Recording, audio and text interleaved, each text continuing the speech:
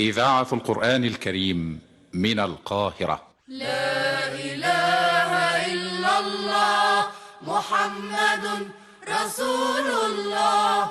لا إله إلا الله محمد رسول الله. نبينا الهادي محمد عن سائر الخلق اصطفاه. نبينا الهادي محمد عن سائر الخلق اصطفى. لا إله إلا الله محمد رسول الله. لا إله إلا الله محمد.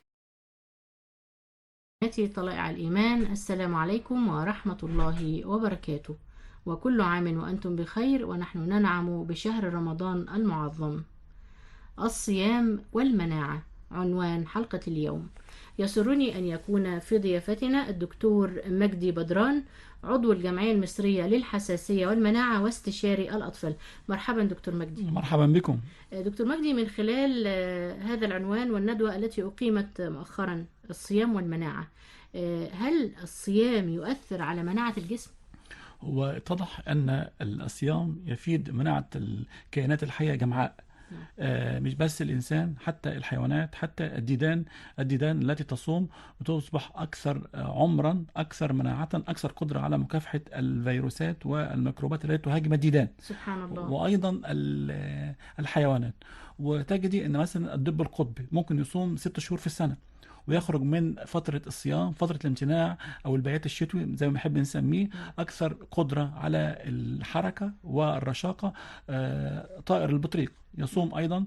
وجد أن أغلب الكائنات تصوم، وأن الصيام هام جدا لها، بل حتى أن الصيام يوميا، بمعنى أن من سنة الحياة على كوكب الأرض الليل، والليل نوم، فترة صيام، والنوم انقطاع عن تناول الطعام والشراب. نعم. ده أيضا يفيد في ترميم الجهاز المناعي، والجهاز المناعي ينشط ليلا في كل أغلب الكائنات الحية، والجهاز الهضمي يرتاح من التناول الطعام والإرهاق اليومي خلال فترة الليل. فهي سنة رائعة للحياة على كوكب الأرض، اللي هي الصيام اليومي والصيام الدوري خلال العام، بل هناك أيضا الصيام الشهري، الصيام التطوعي أو الصيام. وجد أيضا هذا أيضا الصيام يفيد وفوائد تختلف عن الصيام العادي. نعم. كيف يا دكتور تختلف؟ الصيام المتقطع يفيد المخ، ويفيد الذكاء، ويفيد القدرة على تجديد خلايا المناعة. يبقى إيه نحتاج إلى الصيام المتقطع يوم الاثنين والخميس، يوم أو يومين في الأسبوع خلال العام. يفيد جدا لعملية استرجاع المعلومات والحفاظ على الذاكرة واستتباب الجهاز المناعي. سبحان الله. فيما يتعلق بشهر رمضان، يعني الأيام الشهر كاملا، نعم، هل هذا الصيام يؤثر على مناعة الجسم؟ هو جوهر الصيام اللي هو الامتناع عن الطعام والشراب والجنس. الامتناع يفيد في التخلص من السموم المتراكمة داخل الجسد. واحد، السموم متراكمة في أغلبها في منطقة الدهون والمخ. يبقى أما بنصوم وأما نجوع، مش معنى ان انا صيام واكون واكل بقى سعرات حراريه عاليه ومختزن الطعام في جسمي، لا، اما نجوع. الاحساس بالجوع ده مهم جدا للصائم. الجوع بيخليني افقد سعرات حراريه عن طريق اذابه الدهون والمختزنه داخل الجسد. الشحم اللي احنا مخزنينه في جسمنا فيه سموم، يبقى من مصلحتي ان انا ادود الشحم، الدهون. من مصلحتي اخرج السموم اللي جوايا.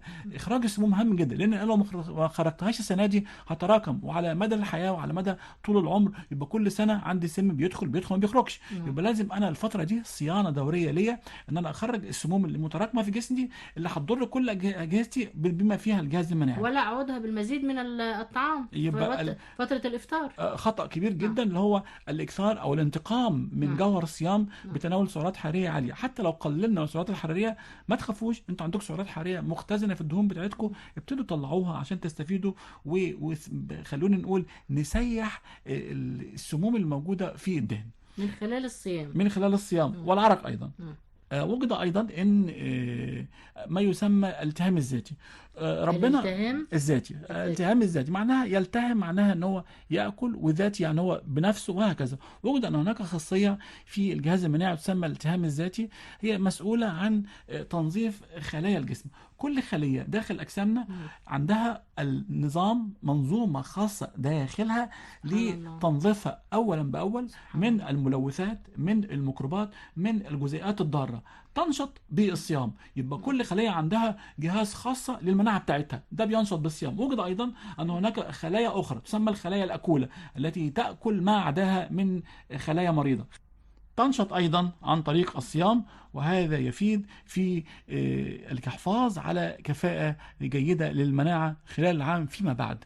مهم جدا ان احنا في الصيام ما ننساش ان احنا لازم نتناول الطعام المتزن في الكمية والنوع، وان احنا نقلل من الدهون خاصة، ونقلل من السكر الزائد، ونقلل من النشويات الزائدة، ونقلل من الملح الزائد، ولا داعي للنهم، ولا داعي لتناول كميات كبيرة من الأطعمة. ولا ننسى تناول الألياف الغذائية لأنها ترفع المناعة وتقي من الحساسية. مثل ماذا يا دكتور؟ الألياف موجودة في الردة، في قشور الخضروات وقشور الفاكهة ولب الفاكهة والخضروات، وأيضا موجودة في البهارات بكميات كبيرة. وأيضا نوصيكم بالخروب، في 41 مضاد للأكسدة. الخروب الكثير لا يتناول الخروب، لا تنسوه في رمضان، 41 مضاد للأكسدة، بالإضافة أيضا للتمر يرفع المناعة. ونبعد عن أغلب الأغذية الغربية السريعة النمط المنتشرة حاليا، ونلجأ للأطعمة التي تعد في البيت. نعم. يعني في نهاية هذا اللقاء لا نستطيع إلا أن نقول سبحان الله الذي خلق فسوى وقدر فهدى. الصيام يرفع المناعة. من خلال اللقاء مع الدكتور مجدي بدران، عضو الجمعية المصرية للحساسية والمناعة واستشاري الأطفال. شكرا يا دكتور على هذه المعلومات الطيبة. شكرا جزيلا. جزاكم الله كل خير. تقبل الله منا ومنكم صالح الأعمال، وإن شئت في الدارين تسعد فأكثر من الصلاة على محمد. ألف ألف صلاة عليك يا حبيبي يا رسول الله. طلائع الإيمان، برنامج